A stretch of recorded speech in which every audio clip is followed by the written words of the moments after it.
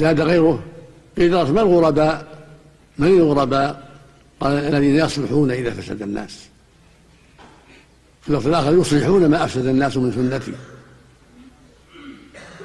وفي حديث أبي ثعلبة للعامل منهم أجر 50.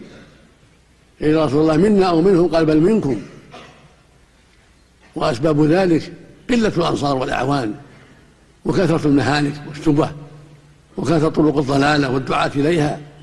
فلهذا الصابر في آخر الزمان على العلم والعمل له أجر 50 من الصحابة، مثل أجر 50، لأنهم يجدون أعوانا وفي أول مجيء الإسلام وفي نشاط الإسلام ونشاط المسلمين وقوة الإسلام وقوة المسلمين وكثرة الأعوان واندحار الأعداء. أما في آخر الزمان فالعكس، كثرة الأعداء وكثرة دعاة الضلالة وقلة الأنصار وقلة المعين على الحق مع كثرة الشبه. هذا صراع بين الحق والباطل في آخر الزمان شديد، فلا بد من صبر على ما تعلمه.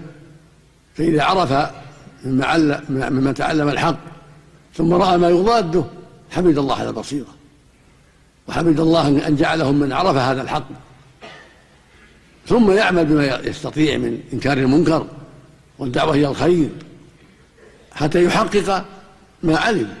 وهذا يشمل ما يتعلق بالعقائد وما يتعلق بالفروع، وهذا مما يسبب عظيم الأجور وكثرة الحسنات لمن صبر واحتسب.